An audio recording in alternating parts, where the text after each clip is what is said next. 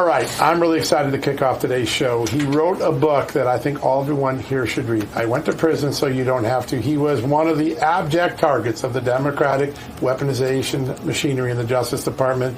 Today, he got to see the actual document showing how he was targeted, how they made a spectacle of his arrest. Joining us now, one of President Trump's closest advisors. He advises him on trade and manufacturing and so much more. Our good friend, Peter Navarro. Peter, good to have you here. Nice to see you.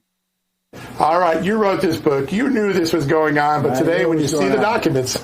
Well, I was there. I got to thank Chuck Grassley and his chief of staff, Josh Flynn Brown. They're absolutely tigers getting this... and I was sitting there. I went and looked at it. It was sitting way too close to Adam Schiff. I was worried I was going to stain my suit or something. Slime was kind of dripping off him. But this book, what's interesting about what happened today is the first chapter of this book. I went to prison so you won't have to. That's me, by the way, with my fiance. The night of the day I walked out of prison, gave a speech to the Republican National Committee. But the first chapter documents in detail this arrest for a misdemeanor. That's right. At Reagan Airport. Yeah. Where in the chapter I write 5 armed FBI agents took me down. Now, I got to revise the chapter because what we learned today from the document drops by Chuck Grassley is there were more than a dozen of these agents not fighting terrorism, not out fighting drug cartels, but going after a 74-year-old guy for a dispute with Congress that I was on the right side of, right? So this stuff is it's like Kafka. And it's like the Marx Brothers. It's like you read the field report and it goes, suspect leaves residence at 9:02, gets into an Uber. Now, where was my residence, okay? My residence was literally across the street, right? 50 yards across the street from the FBI, okay? So they had two decisions, they could have taken me there, okay, fine. Or the smart thing to do was to just call me and have me self-surrender. Now, why is that important? What did we learn today? When we asked for discovery from the judge, Ahmed Maida, I call him the Jackal, clever dude, he refused to give me full discovery on that arrest, and the prosecution itself said they had given me everything they had, okay?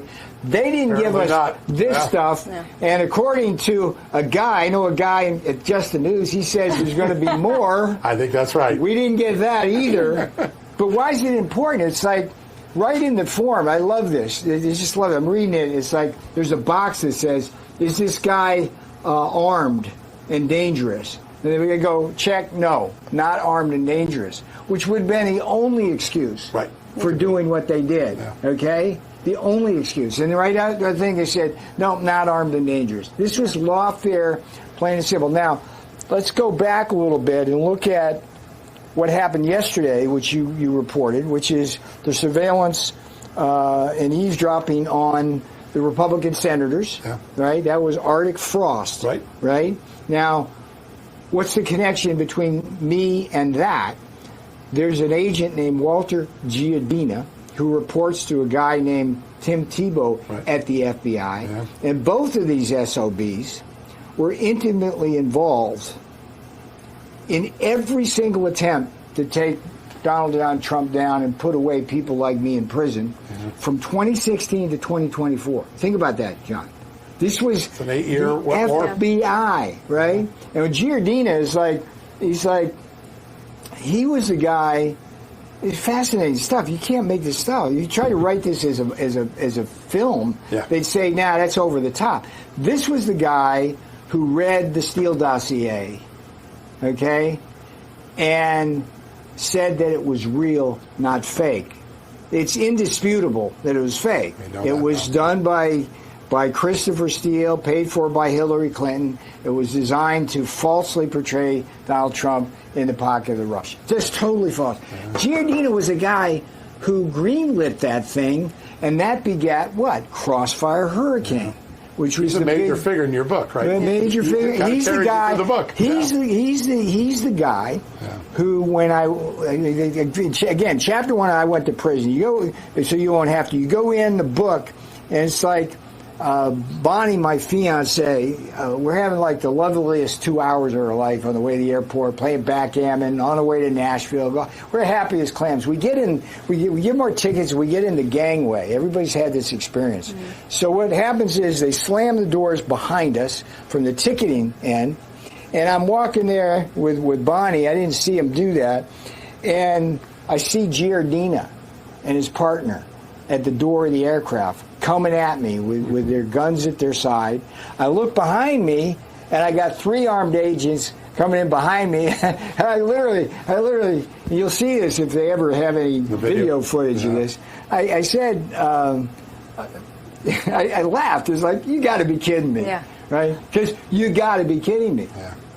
And Giardina proceeds to put me arms behind the back, refused, by the way, to let me call a lawyer. I asked him twice. Mm-hmm. Puts my arms around my back, handcuffs. They take me off. I wind up in leg irons. And in the I went to prison so you won't have to. There's like a chapter called The Ghost of John Hinckley, right? They walking me down in leg irons. And I'm trying to catch up to this guy who's going really fast. I get to the cell, bleak little piece of the world.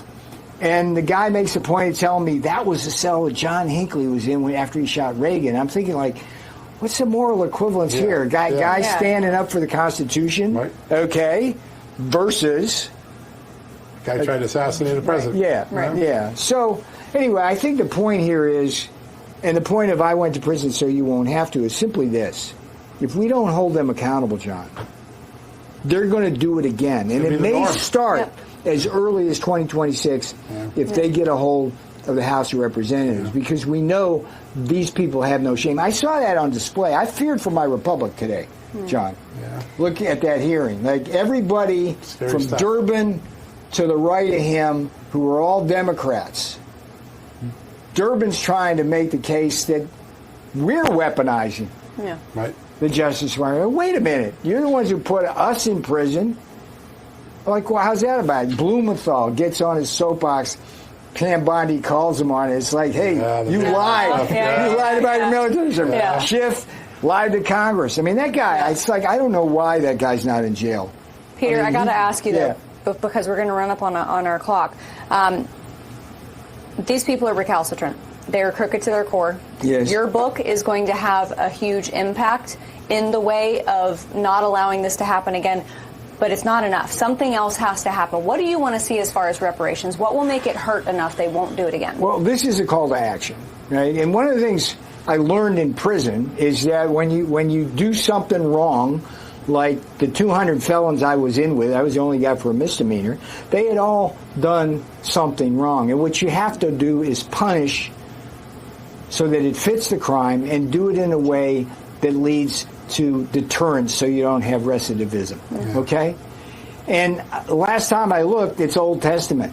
It's just old. We need just Old Testament stuff. And if you don't hold them accountable, they will do it again and again and again. And we know who they are. We got Comey first in the queue, but there's a long line after that need to be investigated.